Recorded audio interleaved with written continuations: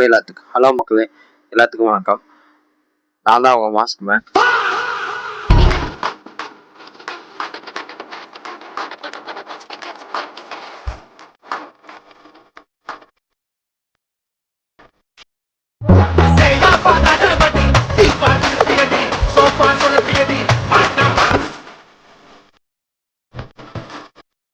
திமுகவும் அதிமுகவும் பார்த்தீங்கன்னா கூட்டணி பண்ண போறாங்க. இதுல என்ன பிரச்சனைன்னு பார்த்தீங்கன்னா அதான் பிரச்சனையே.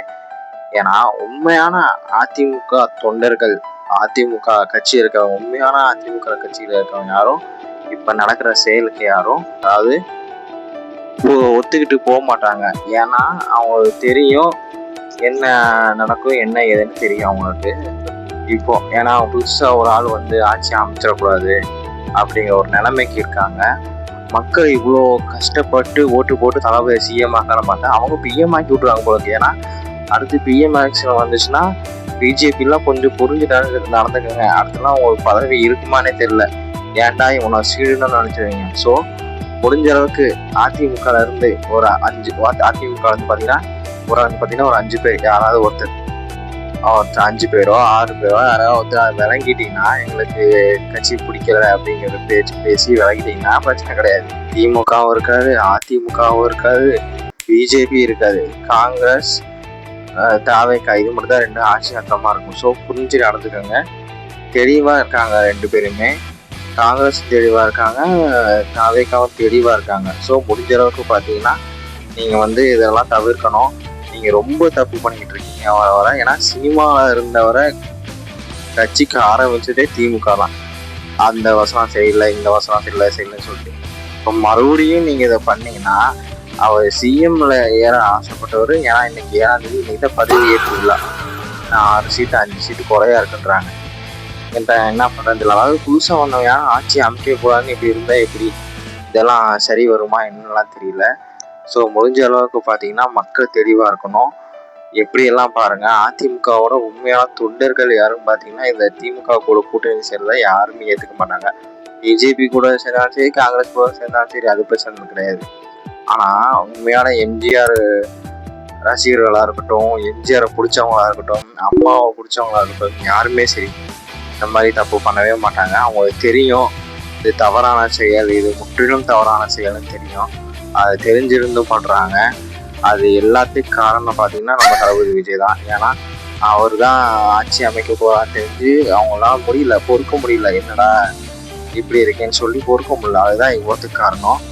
ஸோ பார்த்தீங்கன்னா முடிஞ்ச இதுதான் என்னோட video, continue video, long video தான் என்னோட அதிக வீடியோ. ஸோ முடிஞ்ச அளவுக்கு பார்த்தீங்கன்னா இந்த வீடியோக்கு லைக் பண்ணுங்கள், சப்ஸ்கிரைப் பண்ணுங்கள், ஷேர் பண்ணுங்கள். முடிஞ்ச அளவுக்கு அரசியல் என்ன நடக்குதுன்னு தெரிஞ்சுக்கோங்க. எல்லாருமே தெரிஞ்சுக்கணும். கண்டிப்பாக சின்ன சின்ன குழந்தைங்கலேருந்து தெரிஞ்சுக்கணும் எல்லாருமே. ஸோ நம்ம தளபதி பார்த்தீங்கன்னா சிஎம் ஆகலன்னு நினச்சி வருத்தப்பட்டீங்கன்னா அதுதான் ரொம்ப தப்பு. சிஎம் ஆகினாலும் கண்டிப்பாக பிஎம் ஆவார். ஏன்னா இவனுங்க பண்ணுறதெல்லாம் பார்த்தா அப்படி தான் தெரியுது. ஸோ முடிஞ்ச அளவுக்கு பொறுமையாக இருங்க. கண்டிப்பாக சிஎம் ஆவார், பொறுமையாக இருங்க. ஏன்னா நான் சொல்லியிருக்கேன் ஏற்கனவே ஒரு வீடியோவில், என்னோட சப்ஸ்கிரைபர்ஸ் தெரியும். என்ன சொல்கிறது, என்னோடய சப்ஸ்கிரைபருக்கு தெரியும் உண்மையாலுமே என்ன நான் வந்து பேசிகிட்டு இருக்கேன், என்ன எதனாலன்ட்டு.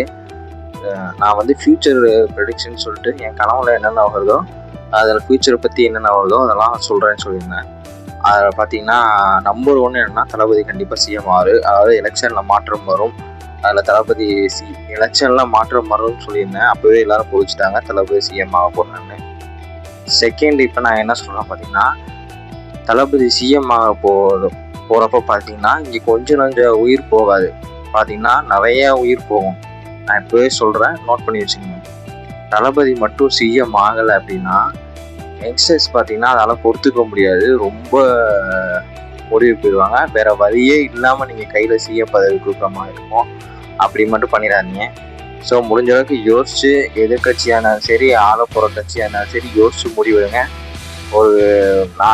நான் ஒரு 2 நாள் டைம் இருக்குது, அதுக்குள்ளே பார்த்து தெளிவாக முடிவு பண்ணிக்கோங்க. இல்லைன்னா இதனோட ஃப்யூச்சர் நான் யோசிச்சு தான் நான் சொல்கிறேன். ஸோ ஏடிஎம்கேவும் சரி, டிஎம்கேவும் சரி, நீங்கள் இது பண்ணுறது தவறு. உங்கள் ஆட்சியே இருக்காது. நான் என்னோடய ஃப்யூச்சர் ப்ரெடிக்ஷன் மாதிரி நான் சொல்கிறேன். ஏன்னா இது வரையும் ஆட்சி நீங்கள் 2 பேரும் தான் இருந்தீங்க. இப்போ 2 பேரும் இல்லாமல் போயிடாதீங்க. ஏன்னா கண்டிப்பாக அது நடக்கும். தளபதி இப்போ நான் இன்னைக்கு சிஎம் ஆக வேண்டியது அதுவே தள்ளி போயிடுச்சு. இப்போ அவர் சிஎம் ஆகலை அப்படின்னா அவெல்லாம் இந்த இந்த ஊரில் பார்த்தீங்கன்னா ஒரு இதுவரை காணாத ஒரு எதுக்கெல்லாமோ உயிரிழப்பு வந்திருக்கு. இதுவரை காணாத ஒரு உயிரிழப்பு வந்துடும். ஸோ பார்த்தீங்கன்னா புரிஞ்சு நடந்துக்கங்க. மக்கள் ஆசைப்பட்டு தான் அவர் சிஎம் ஆக்கியிருக்காங்க. ஸோ புரிஞ்சு நடந்துக்கங்க. இது ஏன் நான் சொல்கிறேன்னா இது அதனால தான் சொல்கிறேன். என்னோட ப்ரெடிக்ஷன் என் கனவுல வந்தது. அதனால தான் நான் சொல்கிறேன் இவ்வளோத்தையும். ஸோ தயவுசெய்து புரிஞ்சு நடந்துக்கங்க. தெளிவாக இருங்க. தளபதி சிஎம் ஆக சொல்லி நான் வேண்டிக்கிறேன். நன்றி, வணக்கம், தேங்க்யூ.